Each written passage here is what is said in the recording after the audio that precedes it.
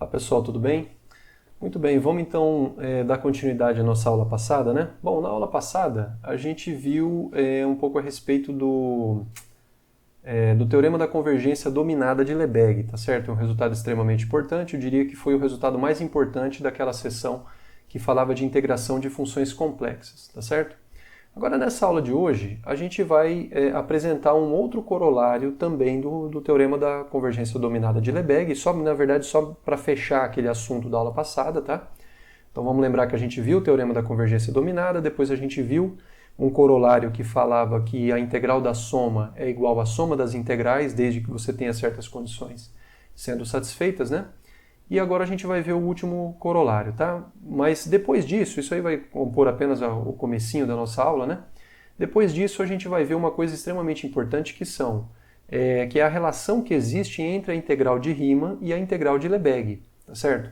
Então, a gente viu aí, no caso, ao longo do curso, né, uma outra forma de integrar funções reais, né, que, por exemplo, a integral de uma função real com respeito à medida de Lebesgue, e é importante que a gente faça digamos assim, que a gente estabeleça qual que é a relação que existe entre esse novo conceito de integração que a gente adotou aqui com aquele conceito de integração que vocês já conheciam dos cursos de cálculo 1, né? Ou cálculo 2, no caso, que era, no final das contas, a integral de Riemann, tudo bem? Então, basicamente, esse que é o conteúdo aqui da nossa aula de hoje, tá? Então, muito bem, deixa eu começar pelo começo, né? Que basicamente é para mostrar aquele corolário, né, do teorema da convergência dominada de Lebesgue. Bom, então vamos relembrar quem que eram as hipóteses lá no teorema da convergência dominada de Lebesgue, né? Bom, então naquele teorema, pessoal, a gente tinha uma sequência de funções em L1, tá certo? Depois a gente tinha a existência de uma função g, que pertencia a L1 também, de tal forma que módulo de Fn era menor ou igual do que g, tá certo? Quase sempre no conjunto em questão, que no caso é o conjunto X, ok? E aí também a gente supunha que essa sequência Fn, ela convergia quase sempre para uma certa função f, tá? Então isso daqui era quase sempre em x, quando n vai para infinito. E aí, sob essas condições, a gente pode afirmar que a integral do limite com respeito a μ é igual ao limite das integrais, ok? Basicamente esse que era digamos assim, esse que era o conteúdo, né, do teorema da convergência dominada de Lebesgue, tá certo? Muito bem, então a gente já viu, conforme eu falei para vocês, um exemplo, né, que foi a aplicação desse teorema para a gente provar que a integral de somas é igual à soma das integrais, desde que a soma das integrais dos valores absolutos convirja, né? A gente viu isso daí lá na aula passada. E agora a gente vai apresentar um outro resultado. Tá? Esse resultado aqui, que é esse teorema, ele fala o seguinte. Então imagina que você tenha uma função f de L1, tá certo? E você tenha um epsilon positivo, tá certo? Então existe uma função simples, φ, que por ser uma função simples, né, ela se escreve como sendo a soma de AJ vezes função característica de EJ, tá certo? Que é uma função de L1, que está na norma de L1 epsilon próxima de f, ou seja, a norma da diferença entre f e a φ, segundo a norma de L1, é menor do que epsilon, ou seja, a integral de módulo de f menos φ é menor do que epsilon, tá? Ou seja, o que isso aqui está querendo dizer? Isso aqui está querendo dizer, pessoal, que toda e qualquer função de L1 ela pode ser aproximada por funções simples, ok? Na norma de L1. A gente já sabe que isso pode ser feito para funções... a gente já sabe que essa aproximação pode ser feita pontualmente, né? Porque a gente já viu um teorema lá no comecinho da parte de integração que vocês viram que funções não negativas podiam ser aproximadas por uma sequência crescente, né? De funções simples, né? E basicamente quando a função é complexa, isso aí pode ser feito aonde o módulo desses φn's aí formava uma sequência crescente, tá? Mas agora o que a gente está falando é que essa aproximação ela pode se dar também com respeito à norma de L1, tá? Ou seja, o conjunto das funções simples que são integráveis, ele é denso no L1 com a norma dele próprio, tá certo? Então, ele é um subconjunto denso, tá? Além disso, pessoal, se por um acaso μ for uma medida de Lebesgue-Stieltjes na reta, Então esses conjuntos EJs eles podem ser tomados como sendo uniões finitas de intervalos abertos. Então perceba aqui, quando você tem uma medida de Lebesgue-Stieltjes, então o que você está falando é que essas funções simples aqui, elas podem ser tomadas de uma maneira mais adequada ainda, porque na verdade esses conjuntos EJs, que a princípio você só sabe que são elementos da sigma-álgebra, agora você sabe que eles podem ser tomados, cada um deles, como sendo uniões finitas de intervalos abertos, o que é muito melhor. Ok, pessoal? Isso desde que a medida seja uma medida de Lebesgue-Stieltjes, ok? Ainda nesse caso, ou seja, quando μ é uma medida de Lebesgue-Stieltjes, na verdade você pode provar mais. Você pode provar que na verdade existe uma função contínua que se anula no exterior de um conjunto limitado, ou seja, é o que a gente chama de uma função que tem suporte compacto, que também aproxima a função f com respeito à norma de L1, tá certo? Perceba, pessoal, isso aqui é uma coisa extremamente importante, porque basicamente o que está sendo dito aqui é que quando você considera o espaço das funções contínuas que tem suporte compacto, ou seja, que se anula fora de um limitado do domínio, e quando você toma o fecho desse conjunto com respeito à norma de L1, o que você tem é justamente o espaço L1. Ou seja, toda função de L1 pode ser aproximada por funções contínuas. Tudo bem, pessoal? Olha, esse é um dos resultados mais fundamentais que existem quando você estuda os espaços LP, no caso aqui o espaço L1. Porque, para quem vai fazer um curso de análise funcional mais avançado, vocês vão perceber, pessoal, que várias das propriedades que se prova para os espaços de Lebesgue, que são os espaços LP, em particular para o L1, elas são herdadas por conta dessas propriedades valerem no conjunto das funções contínuas, ou mesmo das funções diferenciáveis, tá certo? E aí, o fato de que essas funções elas gozam dessas propriedades, por densidade, isso daí se estende para o L1, assim como se estenderia para o L2, de maneira geral para o LP, para P entre 1 e infinito. Tudo bem, pessoal? Então, esse teorema é de suma importância, tá? É uma pena que agora não vai ficar tão claro a importância deles, mas para aqueles que vão fazer um curso mais avançado de análise funcional, vocês vão lembrar disso em algum momento. Tudo bem, pessoal? Bom, vamos demonstrar esse teorema, né? Então, o que a gente quer provar? A gente quer provar que arbitrariamente próximo de uma função de L1, nós temos primeiramente uma função simples que é integrável, ok? Então, vamos lá. Dada f uma função de L1, o que a gente vai fazer? A gente vai tomar, então a gente pegou f uma função de L1. Então, a gente vai considerar aquela sequência de funções simples de tal forma que o módulo de φn forma uma sequência crescente que converge para f, tá certo? De tal forma, seja φn uma sequência de funções simples de tal forma que módulo de φn é menor ou igual do que f. E aqui faltou, na verdade, falar que essas φn's aqui, elas convergem para f pontualmente, ok? Pontualmente. Muito bem. Então, o que acontece? Perceba que o módulo de f menos φn, isso daqui, ele é uma função que é menor ou igual do que 2 vezes módulo de f. Por quê?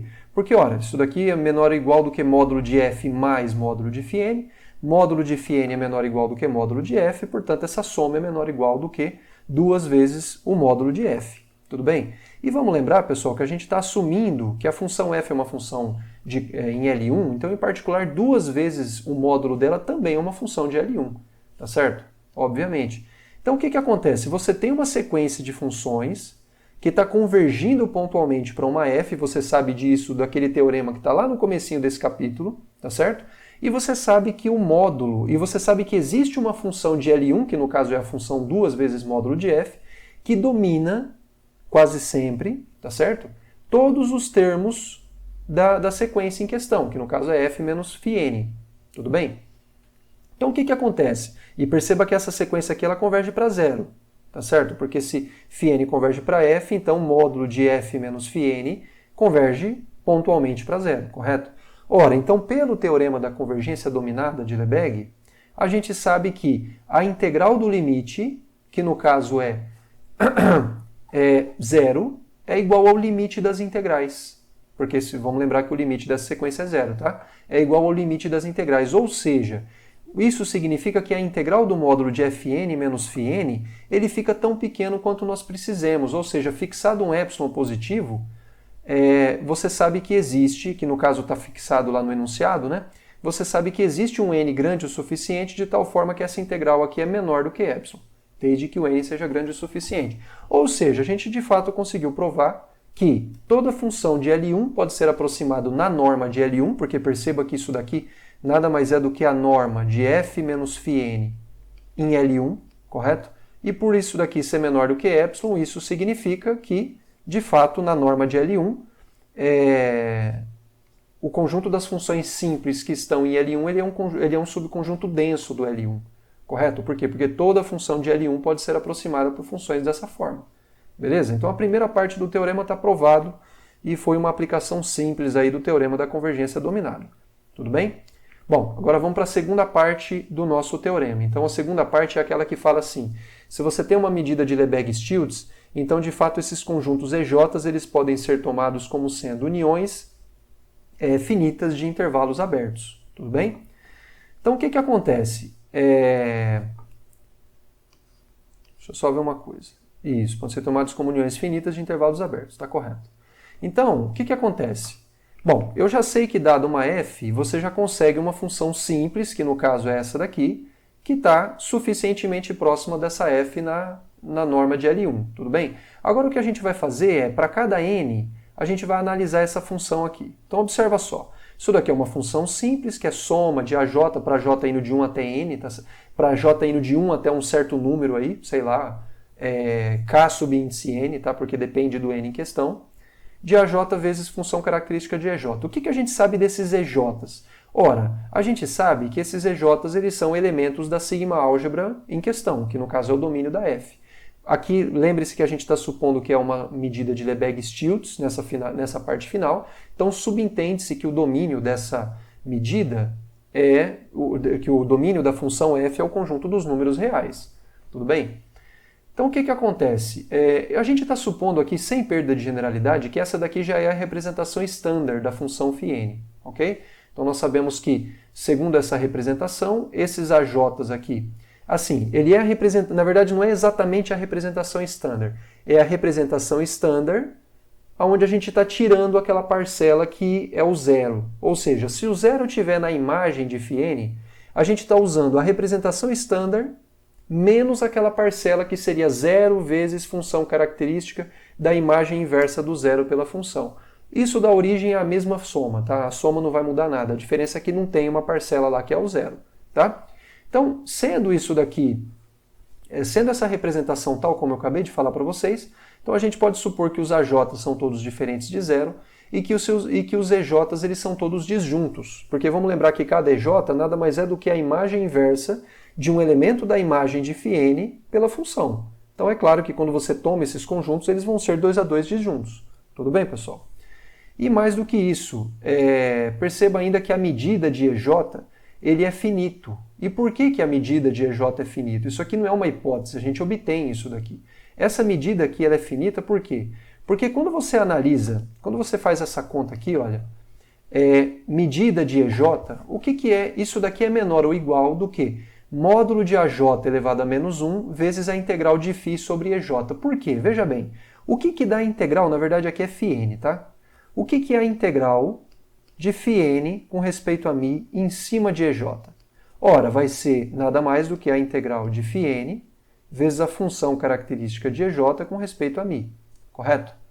Ora, mas isso daqui, quando você olha, haja vista que os conjuntos EJs eles são 2 a 2 disjuntos, quando você multiplicar esses caras aqui pela função característica de EJ, onde aqui no caso a gente representaria por um i indo de 1 até infinito, ai e função característica de ei, tá? Então, quando você fosse olhar para esse produto, daria o quê? Função característica de ei interseção com EJ, porque o produto de duas funções características é a função característica do produto, certo? Só que os ei's, eles são disjuntos do EJ, exceto quando o i é igual a j. Então, quando a gente fosse fazer esse produto, a única parcela que iria sobreviver seria o quê? Seria a j vezes função característica de EJ. Então, quando você faz esse produto, pessoal, a única parcela que vai sobreviver é justamente a parcela AJ vezes função característica de EJ, tá certo? E aí, no caso, isso daqui vai dar justamente o quê? Isso daqui vai dar AJ vezes a medida de EJ, correto? Então, quando você olha para esse número aqui, medida de EJ, isso daqui significa que a medida de EJ ele é igual a 1 sobre AJ vezes a integral de φn dμ com respeito a EJ. Ok? E isso daqui, na verdade aqui tem um pequeno erro, tá? Isso daqui eu deveria ter colocado integral de módulo de EJ, tudo bem? E quando você calcula a integral do módulo de EJ, a diferença que você vai ter no caso o módulo disso daqui, né?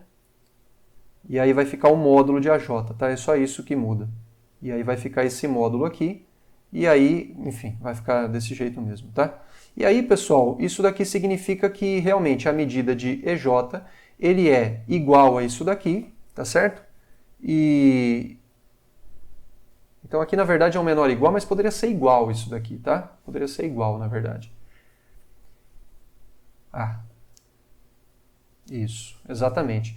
E aí, pessoal, isso daqui é menor ou igual do que 1 sobre medida de módulo de AJ vezes a integral do módulo de f dμ. Por quê? Porque você sabe que o módulo de φn é menor ou igual do que o módulo de f. E é justamente o que está escrito aqui, olha. Então é por esse motivo, pessoal, basicamente eu fiz de novo a conta que mostra que a medida de EJ é menor ou igual do que medida de AJ elevado a... Desculpa, módulo de AJ elevado a menos 1 vezes a integral do módulo de f dμ, tudo bem? E a gente sabe que isso aqui é um número finito, porque eu estou supondo que os AJ são todos distintos de zero, tudo bem? E essa integral aqui, por conta de estar em L1, isso aqui é um número real, tudo bem? Então perceba que você tem realmente que a medida desse EJ é um número finito. Dessa forma, pela proposição 2.20, você sabe que existe FJ, uma união de intervalos abertos, de tal forma que a medida da diferença simétrica entre EJ e a união desses intervalos abertos aí, que no caso é o FJ, é menor do que epsilon. Esse daqui, pessoal, é um resultado quando a gente estava estudando as medidas, um dos últimos resultados, talvez até o último, que a gente viu quando a gente estava estudando as medidas de Lebesgue-Stieltjes na reta. Tudo bem? A gente viu lá que quando você tem um conjunto cuja medida de Lebesgue-Stieltjes dele é finita, na reta, então você sabe que existe um conjunto FJ, que é união de intervalos abertos, uma união, na verdade, finita de intervalos abertos, tá certo? De tal forma que a medida da diferença simétrica entre eles é menor do que epsilon. Então eu vou chamar justamente de FJ esse cara, tá?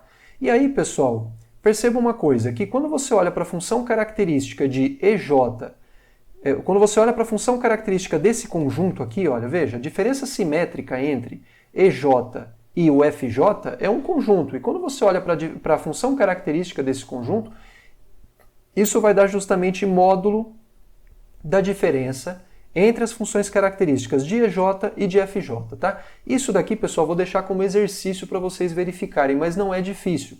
É só vocês olharem para a definição de quem que é EJ, diferença simétrica com FJ. Vamos lembrar que isso aqui nada mais é do que EJ menos FJ, união com FJ menos EJ. Tudo bem, pessoal? Então, tentem verificar essa igualdade aqui, não é nada difícil, tá? Então, dessa forma, o que acontece? Haja vista que você consegue escolher, né, você consegue construir para cada J um FJ que cumpre isso daqui, e haja vista que isso daqui é verdadeiro, o que acontece? Quando você olha para a integral dessa função aqui, tá certo? A integral dessa função vai ser o quê? Vai ser igual à integral dessa função aqui, beleza? Só que a integral dessa função nada mais é do que a medida desse conjunto. E a medida desse conjunto é menor do que epsilon, porque nós escolhemos os FJs dessa forma. Tudo bem? Assim, o que acontece? Você pode, ao invés de você considerar as funções φn, que são essas funções simples, você pode considerar essas funções aqui, olha, que isso é soma de AJ vezes função característica de FJ, tá certo? Essas funções aqui, levando-se em conta esse fato aqui, eles também vão estar epsilon próximos da função f, na verdade não vai ser epsilon, vai ser 2 epsilon, tá? Por que eu estou falando isso? Porque vai ficar assim, pessoal. Olha, quando você for, na verdade a conta aqui eu não fiz ela inteira, mas eu vou fazer aqui para vocês. É assim, quando você for calcular a integral, quando você for calcular a integral do módulo de f menos essa função simples aqui, que é somatório de AJ característica de FJ, dμ, o que você vai fazer? Você vai somar e subtrair a soma de AJ característica de EJ, que você já sabe que está epsilon próxima da F, que você sabe que existe, por conta da primeira parte da demonstração, e aí você vai aplicar uma desigualdade triangular. Então você vai somar e subtrair somatório de AJ característica de EJ, e aí você vai usar uma desigualdade triangular que vai ficar assim: integral de módulo de F menos somatório de AJ característica de EJ, tá certo? Mais módulo de somatório AJ característica de EJ menos o que você já tinha, que é esse termo aqui, somatório de AJ característica de FJ, ok? Tudo isso aqui com respeito a DMI. Ora, quando você abre essas integrais, a primeira parcela você sabe que é menor do que epsilon, porque você pode escolher essa função simples dessa forma. A segunda parcela vai ficar como? Vai ficar a integral da soma de quem? Eu vou tirar o AJ em evidência, e aí vai ficar, no caso aqui, a integral do módulo disso aqui, tá? Então a integral do módulo é menor ou igual do que, quer dizer, é assim, é a integral do módulo da soma, porque isso aqui é um módulo da soma. Perceba que se eu botar o AJ em evidência, vai ficar módulo da soma de AJ que multiplica característica de EJ menos característica de FJ, correto? Então o que eu vou fazer? Eu vou passar esse módulo para dentro da soma, vou aplicar mais uma vez a desigualdade triangular e eu sei que eu vou ganhar essa desigualdade, eu vou ganhar a desigualdade menor ou igual. Então o que eu vou escrever agora é algo que é menor ou igual do que isso daqui que estava escrito antes, tá? Então vai ficar soma de módulo de AJ vezes módulo da função característica de EJ menos função característica de FJ. Ok? Isso aqui para J indo de 1 até um certo número aí, digamos N, e é isso daqui com respeito a DMI, tá? Só que o que acontece? Como a gente pode escolher esses conjuntos FJs de tal forma que essa integral aqui ela fica finita, tá certo? Essa integral aqui fica menor do que epsilon, então isso aqui vai ficar menor do que epsilon mais somatório de módulo de AJ vezes. Aqui eu vou ter n vezes epsilon, vai ter epsilon, epsilon, epsilon, então aqui eu vou trocar por epsilon esse cara aqui, tá certo? E aí, pessoal, isso daqui, no final das contas, é uma constante vezes epsilon.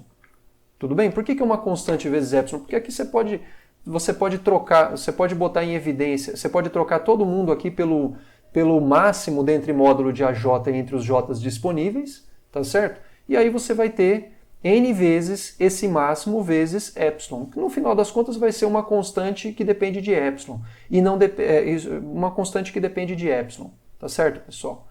Então, de fato, você consegue aproximar essa função f por funções simples, tá certo? De tal forma que os elementos que aparecem lá na representação da função simples, eles são uniões finitas de intervalos abertos. Tudo bem? E aí, pessoal, restaria a última parte do teorema, né, que é provar que realmente o espaço das funções contínuas com suporte compacto é um subconjunto denso de L1. Para vocês fazerem isso, o que restaria fazer é aproximar cada função simples dessa, com esses FJs que são dadas por uniões finitas de intervalos abertos, tá certo? Para cada função característica dessa, você aproxima por uma função contínua, tá certo? É possível fazer isso. E aí, com isso, você iria estar aproximando essa função simples por funções contínuas, e como essa função simples aproxima a f, você estaria de tabela aproximando a f por funções contínuas, tá? Depois, qualquer coisa, dê uma olhada no livro, porque lá está feito tudo com detalhes e na apostila também, beleza? Mas, de qualquer forma, eu vou deixar como exercício essa última parte para vocês. Tudo bem, pessoal? Muito bem. Bom, o último teorema aqui que a gente vai estudar é um teorema que também é uma aplicação do teorema da convergência dominada de Lebesgue, tudo bem? E basicamente ele é também um desses teoremas que nos dá condições suficientes para que a gente possa comutar dois processos infinitesimais. No caso, a gente vai cambiar, a gente vai comutar o processo de calcular um limite com o processo de calcular uma derivada, tá certo? E depois com uma integral, beleza? Então, preste atenção assim, olha. Então, na verdade, é assim. Isso. Na verdade, o primeiro é trocar quando você tem uma família a um parâmetro. Então, você vai ter dois limites. Você vai ter o limite na verdade, você vai trocar duas coisas também. É uma integral com um limite. Só que antes, o teorema da convergência dominada você usa para trocar limites quando você tem sequências de funções. Aqui você tem um contínuo de funções, você tem uma família de funções indexadas em um parâmetro na reta. Tudo bem? Na segunda parte do teorema, que aí sim a gente vai trocar a integral com a derivada, tá? Vocês vão ver. Então vamos lá. Imagina que agora a gente tenha, então, uma função f que não é mais uma função de x em c. Ela é uma função de x cartesiano a b em c, tá certo? Onde a é um número menor do que b, a e b números reais, de tal forma, e a gente vai denotar de tal forma que para todo t pertencente a b, tá certo? Que vai nos dar um parâmetro aqui, f de pontinho t é uma função de x em c que é integrável. Então perceba uma coisa, pessoal. Para cada t fixo entre a e b, a função que pega x e leva em f de xt é uma função integrável, beleza? Obviamente que ela é mensurável, né? Subentende-se, mas ela também é integrável, certo? Então o que a gente sabe? A gente sabe para cada t fixo, a gente sabe calcular a integral de f de xt com respeito à variável x. É por isso que agora aqui eu vou ter que deixar claro com respeito a qual variável que a gente está integrando. Tudo bem? Ora, o que se espera, pessoal? O que se esperaria é o seguinte, imagina que agora você quer passar o limite para essa sequência de números reais estendidos, essa sequência de números reais aqui, quando o t vai para um certo t0. O que se esperaria que acontecesse? Ora, o que a gente gostaria que acontecesse era que isso daqui fosse igual à integral do limite, quando o t vai para t0, de f de x t dmi de x. Correto ou não? E o que a gente gostaria mais ainda, de fato, é que isso aqui fosse igual à integral de f de xt0 com respeito a mi na variável x. Ou seja, que quando você passa o t aqui indo para t0, isso daqui converge para a integral de f de xt0. É isso que nós gostaríamos que fosse verdadeiro. Beleza? Pois bem, é justamente o que está enunciado aqui, desde que, claro, você tenha certas condições sendo satisfeitas. Tudo bem? Então, o que fala aqui o item A desse teorema, né? O item A desse teorema vai falar o seguinte. Deixa eu só apagar isso aqui.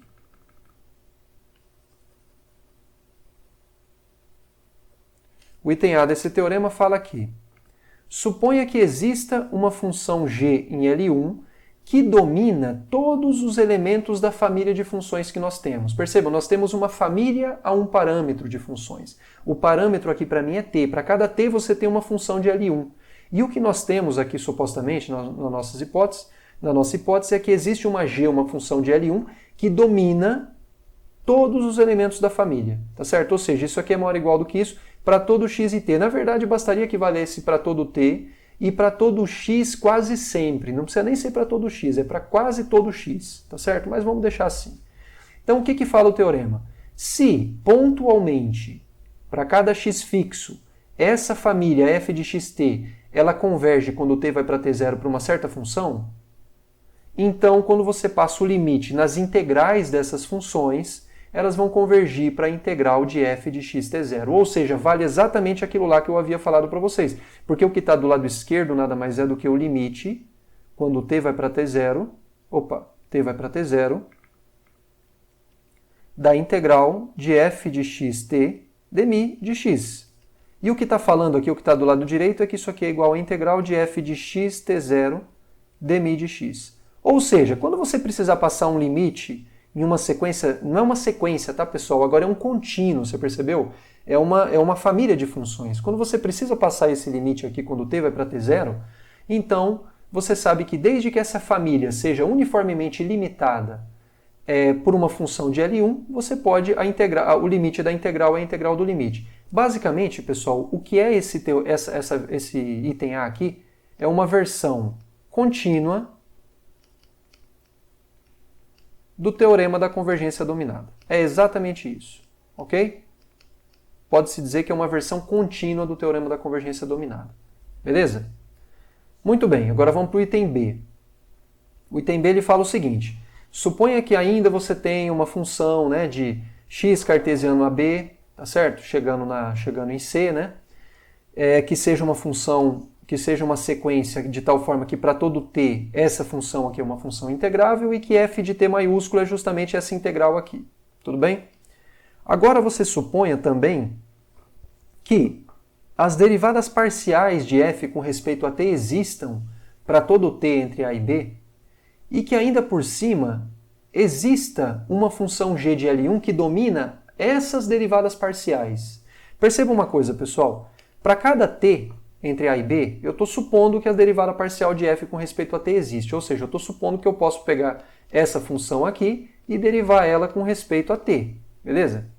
E aí o que eu estou supondo é que a função que pega x e leva nisso daqui é uma função que ela está em L1, basicamente. E não apenas ela está em L1, como ela é dominada por uma função de L1 que domina não apenas ela, mas todas as derivadas, as derivadas parciais em qualquer t entre a e b. Tudo bem?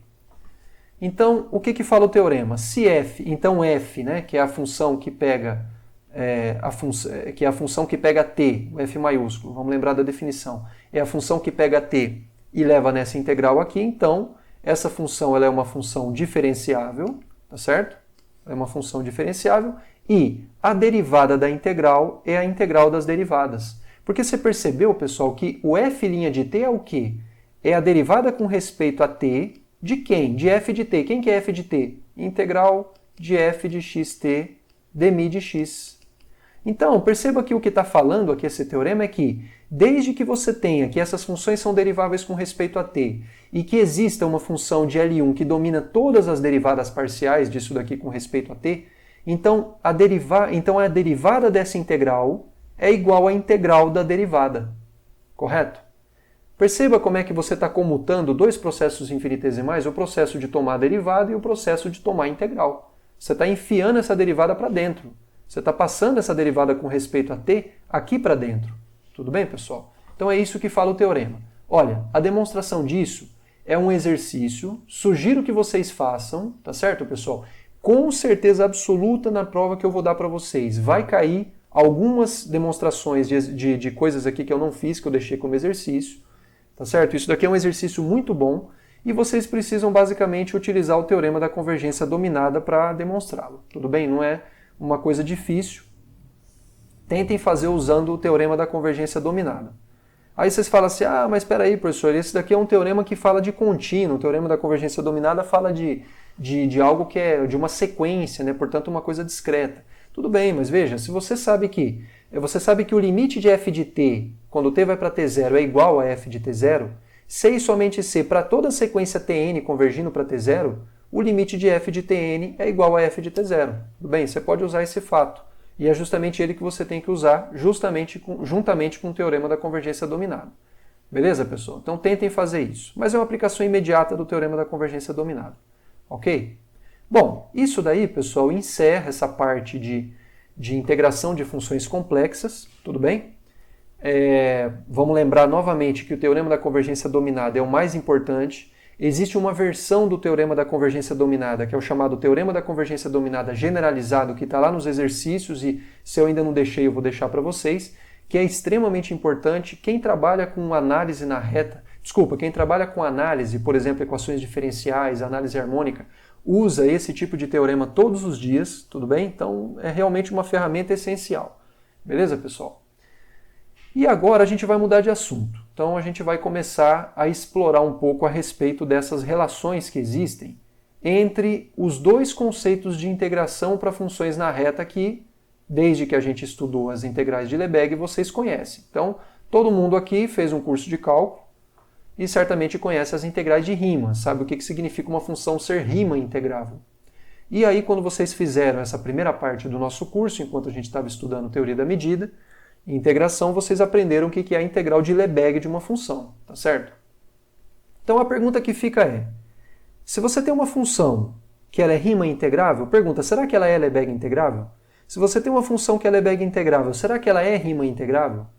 Essa que é a pergunta, tudo bem? Sob quais condições essas funções que são, esses dois conceitos de integração coincidem, tudo bem? E qual que é a relação entre essas duas integrais que você tem para a mesma função? Supostamente, se você tem uma função que é tanto Riemann quanto Lebesgue integrável, seria de se esperar que essas integrais coincidissem, concorda ou não? Então, vamos ver se realmente isso acontece, tá? Eu adianto que sim, que isso acontece. Então, para aqueles que não lembram, porque também faz algum tempo, né, que vocês viram esse conceito de rima e integrabilidade de uma função, vamos relembrar aqui rapidamente como é que isso é feito, tá? Então vamos lembrar o seguinte, imagina que você tem uma função f, que é uma função de AB na reta. Então essa função ela é dita rima integrável nesse intervalo AB se acontecer o seguinte, se quando você tomar o ínfimo das somas superiores dessa função f associado a uma certa partição P, quando você faz variar todas as possíveis partições do intervalo AB, isso é igual ao supremo das somas inferiores associadas à função f e à partição P quando você faz variar todas as partições P's. Tudo bem, pessoal? Então aqui eu estou calculando o ínfimo de S maiúsculo subíndice P de f, onde P é uma partição do intervalo AB. O que é uma partição do intervalo AB? É uma subdivisão, é uma família finita de pontos onde o primeiro coincide com A, o último coincide com B e é uma família crescente e finita. Tudo bem? Isso que é uma partição do intervalo.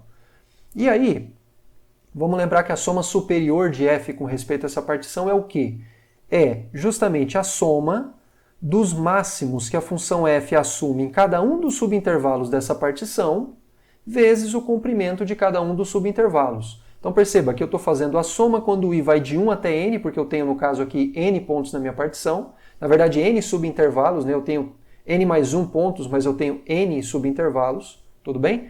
E aí eu estou tomando o máximo, que eu poderia estar escrevendo assim, tá? Ó, aqui não está escrito, mas poderia ser aqui um f de x para x pertencente a esse subintervalo. Então é o máximo de f de x para x dentro de cada um dos subintervalos, vezes justamente o comprimento do subintervalo. Beleza, pessoal? Então, se a gente fosse fazer um desenho, não sei nem se eu precisaria estar fazendo isso, né? Mas vamos lá. Se a gente fosse fazer um desenho, a coisa ficaria mais ou menos assim. Imagina que você tem aqui um eixo coordenado, você tem o gráfico de uma função, sei lá. Vou desenhar aqui o gráfico de uma função. F, vou chamar isso aqui de função F.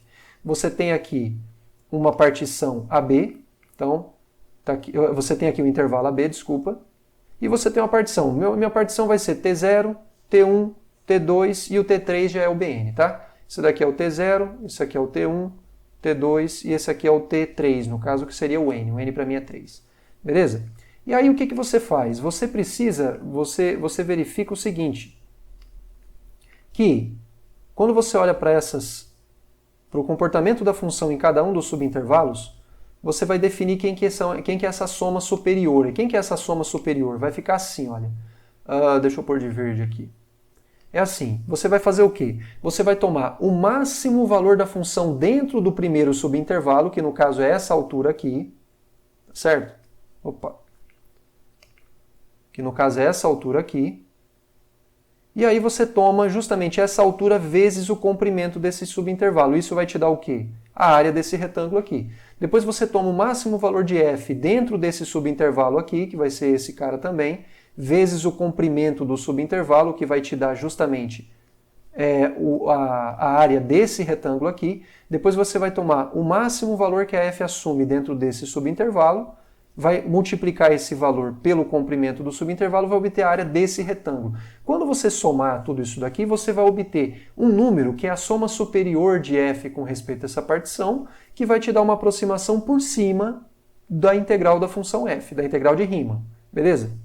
E aí vocês percebam que conforme vocês já sabem disso, conforme a gente vai refinando essa partição, essa aproximação vai ficando cada vez mais próximo de um número que é justamente desse número aqui, que é o ínfimo das somas superiores de f. Ok? Muito bem. Aí o que acontece? A gente também poderia ter tomado aqui, ao invés de ter tomado as somas superiores de f, a gente poderia ter tomado a soma inferior de f. Como é que a gente faz isso?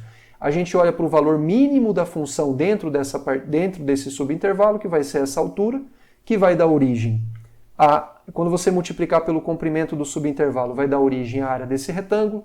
Olha para o mínimo valor da f nesse subintervalo, multiplica pelo comprimento do subintervalo, te dá a área desse retângulo, faz a mesma coisa com o último, e com isso a gente vai obter a área desse retângulo.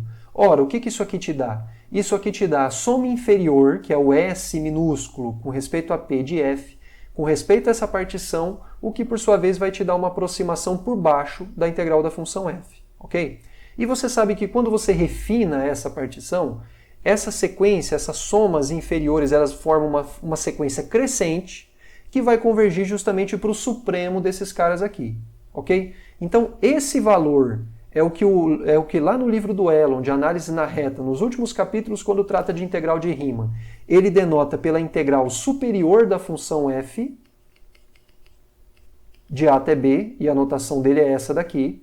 E esse número aqui é justamente aquilo que o Elon denota como sendo integral inferior de f de x dx de a até b, e a notação é essa. E quando esses dois valores são iguais, então você fala que a função f é uma função Riemann integrável, e esse valor comum é o que você define como sendo a integral de Riemann de f de x dx de a até b. Beleza? Bom, acredito que aqueles que não viram exatamente isso devem, no mínimo, achar razoável aqui o que eu estou falando, tá? Porque é uma coisa muito razoável. Beleza?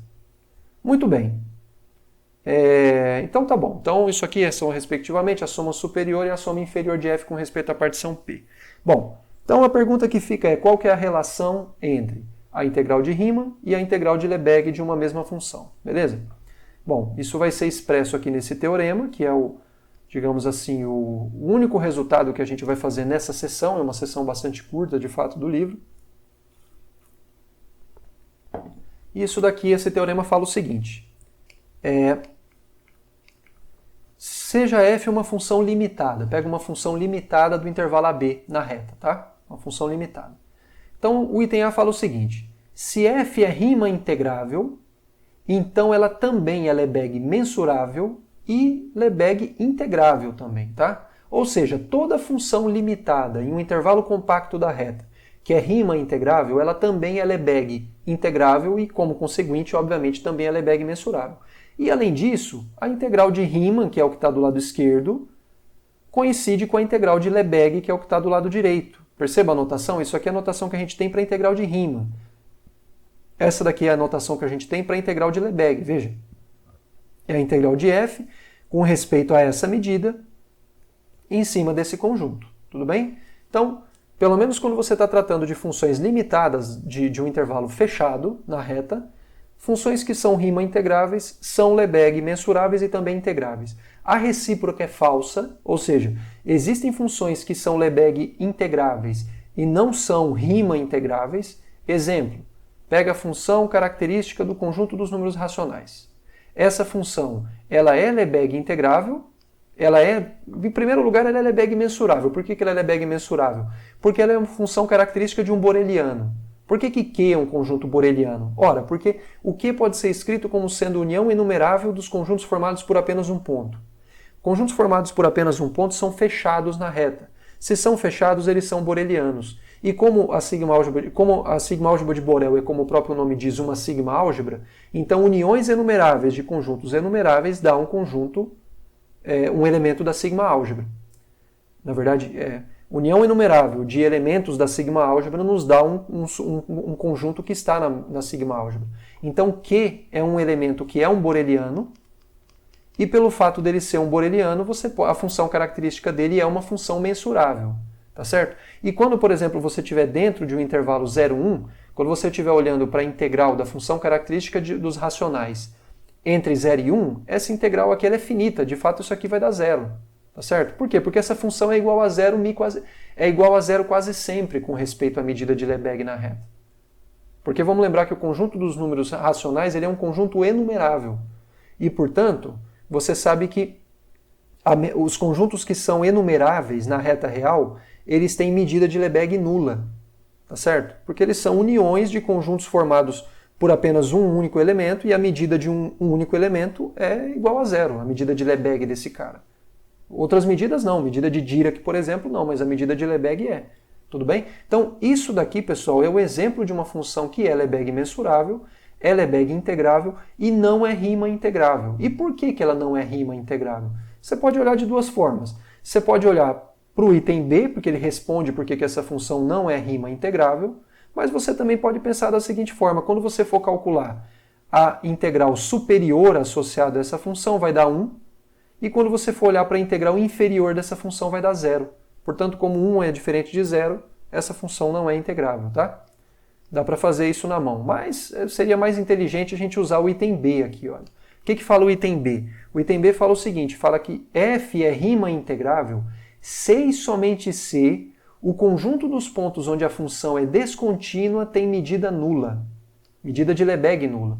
Veja, pessoal, isso é uma coisa muito importante porque ele dá uma caracterização das funções que são rima integráveis, que não era possível de ser dado nos cursos de cálculo 1, porque lá vocês não conseguiriam entender a noção de medida.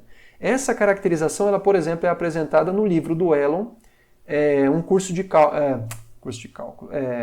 de análise, volume 1, que é aquele livro do Elon de análise real, o volume 1, que é aquele mais grosso, tá certo? Do projeto Euclides. Lá é mostrado que as funções são rima integráveis, se e somente se o conjunto dos pontos onde a função é descontínua tem medida nula. Mas essa medida ela é descrita lá de uma maneira assim muito superficial, digamos assim, não é feito com a profundidade que nós fizemos aqui. Então perceba como é que esse resultado, pessoal, é um resultado que contribui mesmo com respeito ao curso de cálculo 1, tá? Lá vocês estavam acostumados a trabalhar sempre com funções contínuas, porque vocês sabiam que elas eram integráveis. No máximo, uma função que, tipo assim, uma função que era contínua, exceto por um ou dois pontos, entendeu? Era uma função, digamos assim, que ela era contínua por partes, digamos assim. Agora, então pode-se provar, tá certo, que f é uma função rima integrável se e somente se o conjunto dos pontos onde ela é descontínua tem medida nula. E aí, pessoal, quando a gente olha para essa função aqui, que é a função característica dos racionais, perceba que essa função ela é descontínua em todos os pontos da reta.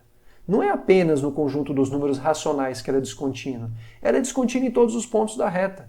Porque como o conjunto dos números racionais, bem como o conjunto dos números irracionais, ambos são subconjuntos densos da reta, então, em qualquer vizinhança aberta que você tomar, você vai ter pontos onde a função vale 1 e onde a função vale 0.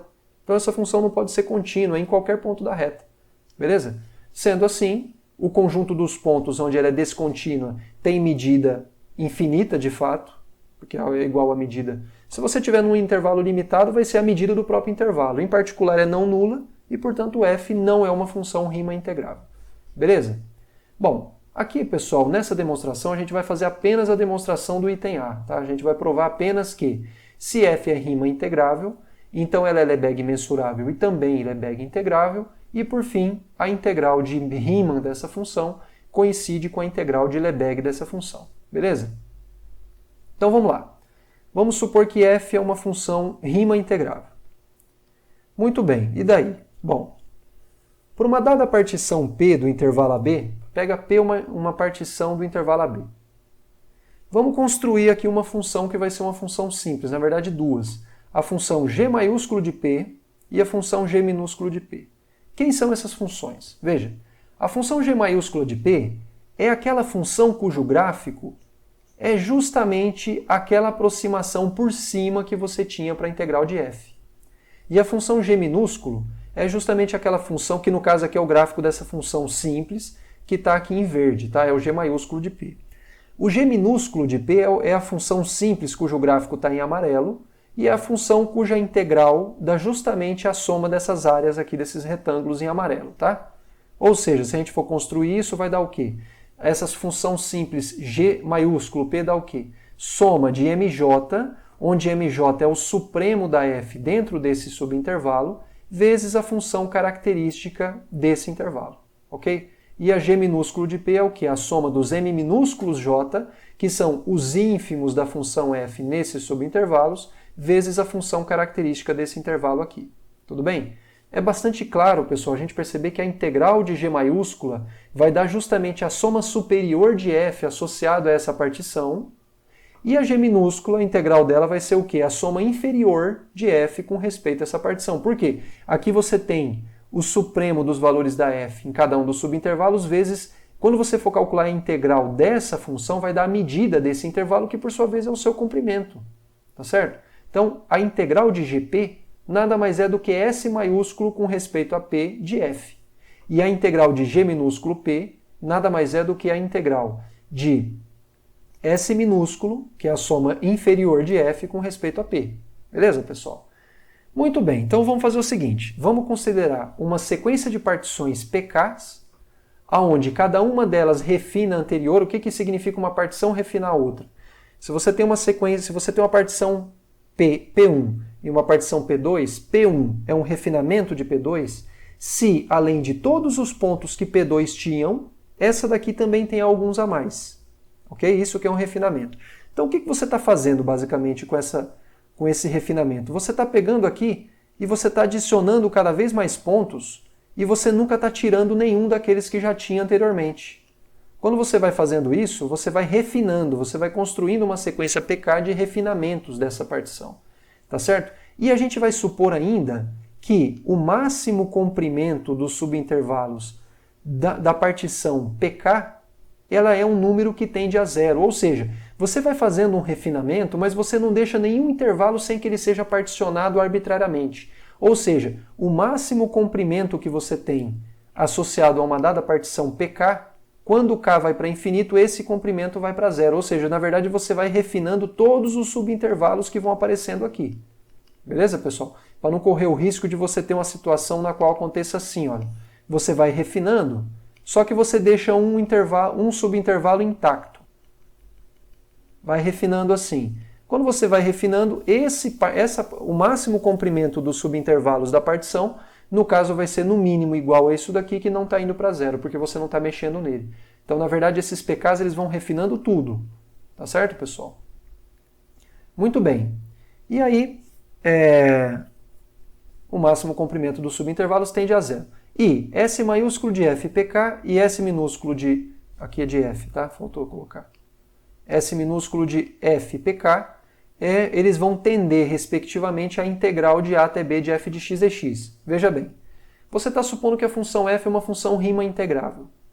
Então a gente sabe que a integral inferior, que é o limite das somas inferiores de f, é igual à integral superior de f, que é igual ao limite das somas superiores de f.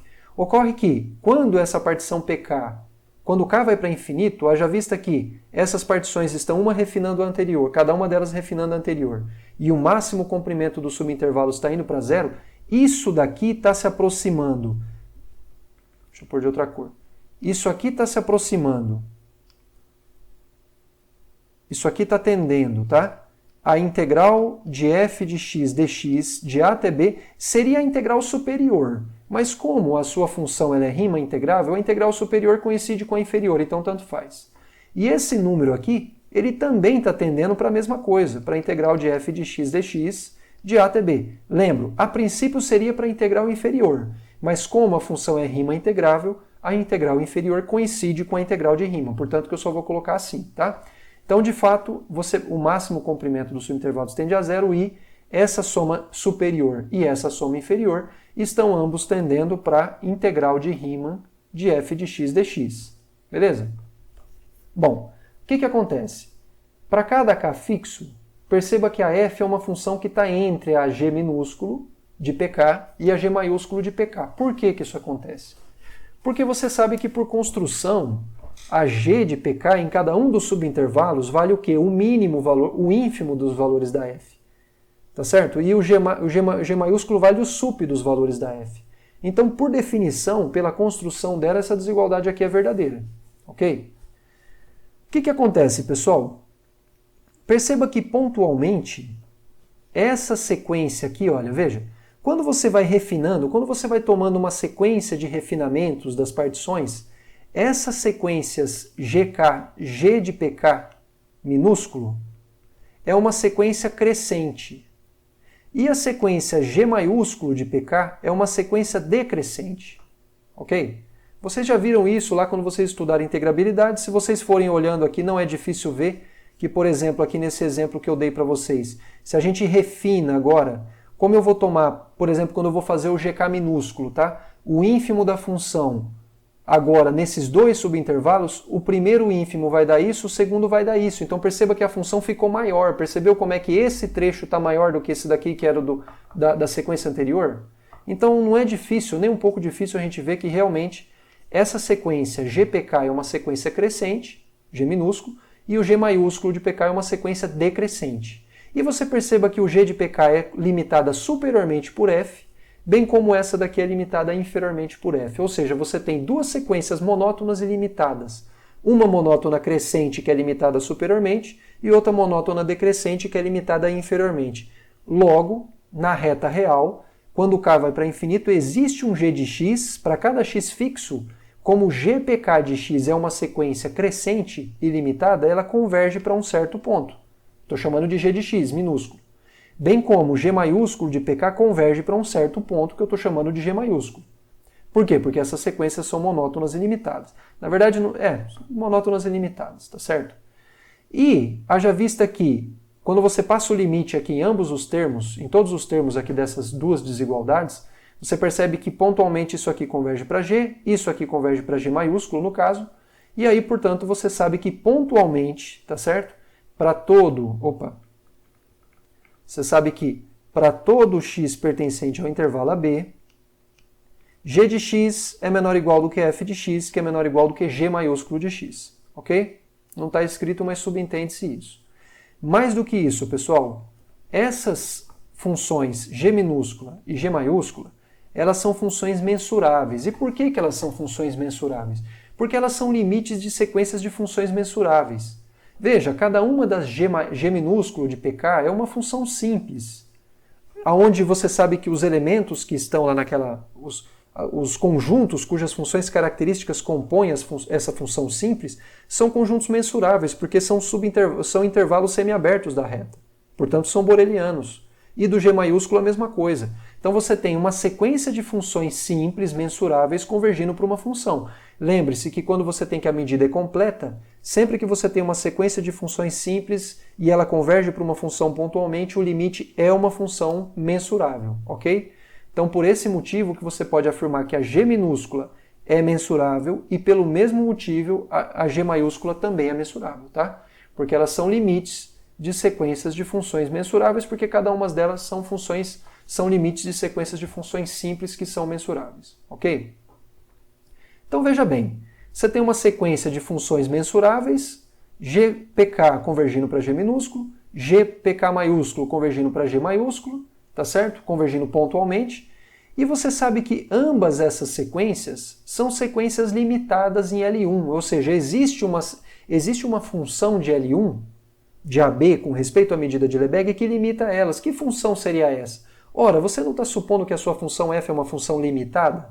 Então você pode chamar de h o máximo de f entre a e b, tá certo? Então, essa função constante igual a h, ela é uma função de L1, de AB, com respeito à medida de Lebesgue. Quanto é que vai dar a integral dessa função? Ora, vai dar justamente o módulo de h vezes b menos a, que é o comprimento do intervalo AB, correto? Então, essas duas sequências são sequências limitadas, são sequências para as quais existe uma função de L1 que domina ambas, e todos os elementos da sequência. Ora, então a gente pode usar o teorema da convergência dominada, porque essas são as hipóteses para que a gente possa utilizar. A sequência tem que ser uma sequência de funções mensuráveis, que converge para uma outra função que é mensurável, e tem que existir uma função de L1 que domina todas elas. Ok? E é claro que as funções também têm que estar em L1, mas essas funções simples, todas elas estão em L1. Ok? O que isso significa? Pelo teorema da convergência dominada, a integral.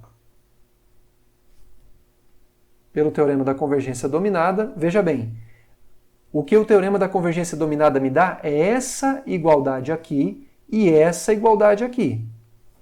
Essa daqui não, essa daqui é por outro motivo, já vou falar dela.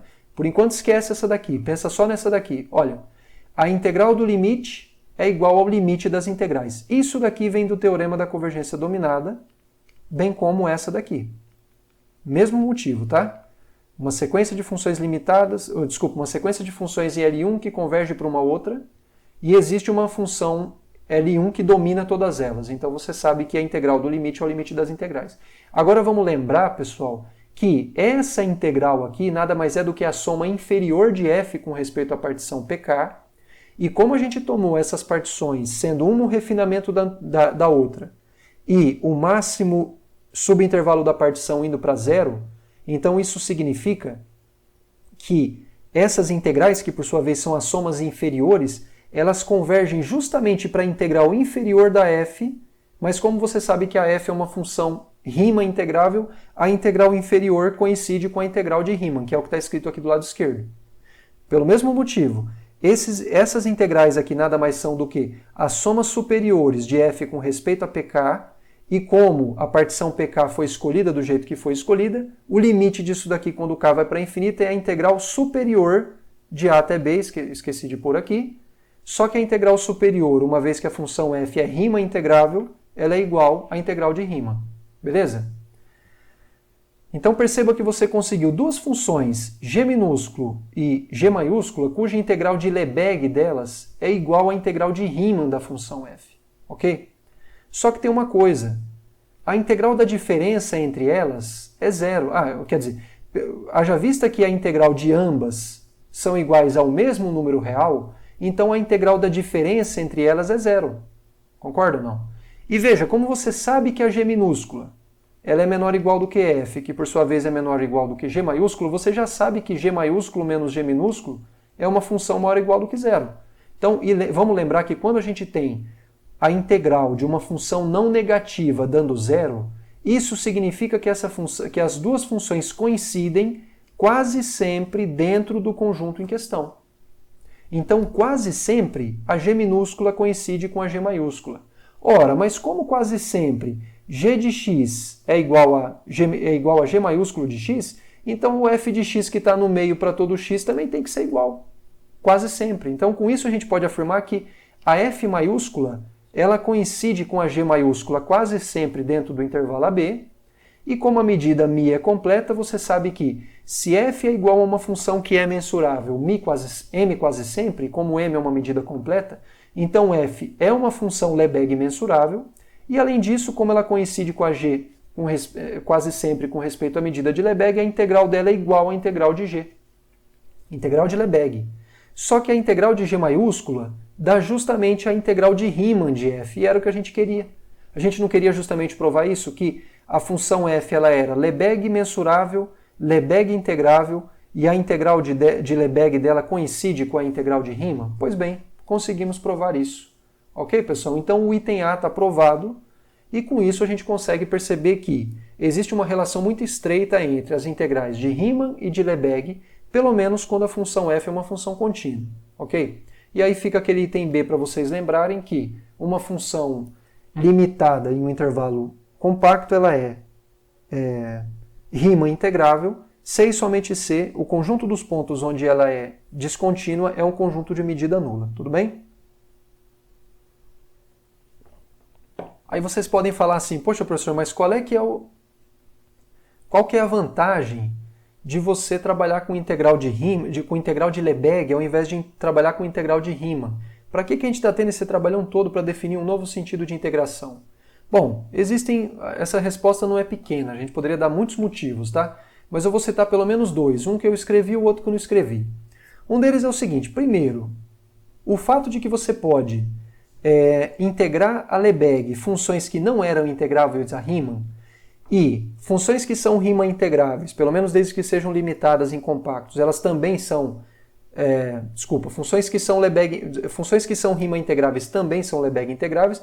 Então, na pior das hipóteses, o que a gente fez foi ampliar o conceito de integração. Ou seja, quando a gente construiu a integral de Lebesgue, a gente aprendeu a integrar aquelas funções que a gente já sabia integrar, de maneira que esses dois conceitos de integral coincidem, e além disso a gente aprendeu a integrar funções que nós não sabíamos antes. Então isso é uma vantagem muito grande. Ok, pessoal? Agora, a parte disso, para além disso, quando você trabalha com certos espaços de funções, como por exemplo, faz de conta que a gente vai trabalhar, eu vou definir um espaço aqui, tá? Eu vou chamar de, não vou chamar de L1, vou chamar de L1 barra, tá? Também não vou chamar de L1 barra, senão vou chamar um L1 linha, tá? É o quê? Eu vou chamar isso daqui o conjunto das funções de AB na reta, que são Riemann integráveis, tá certo? E de tal forma que a integral de Riemann de f de x dx de a até b é finita. Na verdade, a integral do módulo disso aqui. Aí vocês podem, poxa, esse conjunto é muito parecido com o L1, né, que a gente estudou lá, né, do intervalo AB, com respeito à medida de Lebesgue, né, que é o conjunto das funções de AB na reta que são Lebesgue mensuráveis Lebesgue integráveis, ou seja, a integral do módulo de f com respeito à integral de Lebesgue é finita, né? Vocês falam, poxa, é basicamente o mesmo conjunto. Não, não é o mesmo conjunto. Aqui tem muito mais funções do que tem aqui.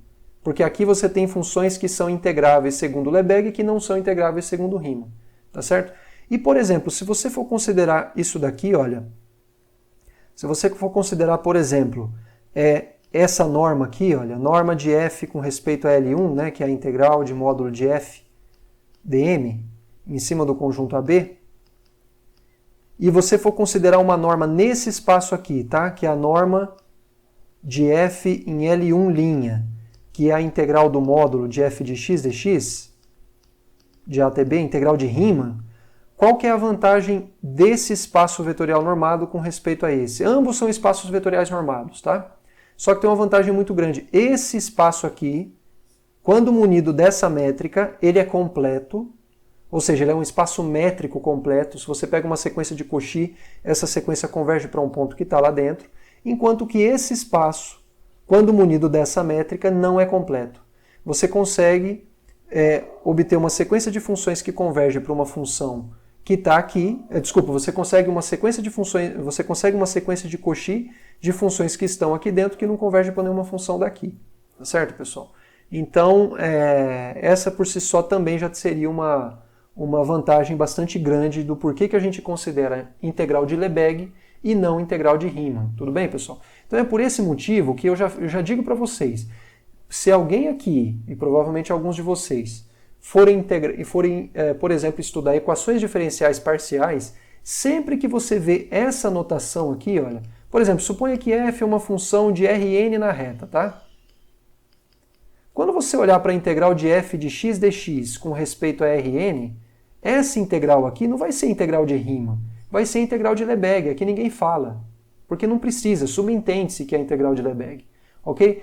Para quem vai estudar, por exemplo, nos artigos aí do pessoal que estuda probabilidade, essas coisas, as integrais que aparecem em geral também é com respeito à medida de Lebesgue, tudo bem?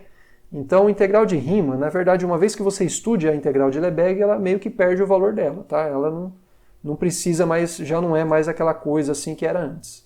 Beleza, pessoal? Bom, então vou parar por aqui e aí na semana que vem a gente continua com outro assunto. Tá legal, pessoal? Valeu, até mais e qualquer coisa me escrevam aí. Valeu!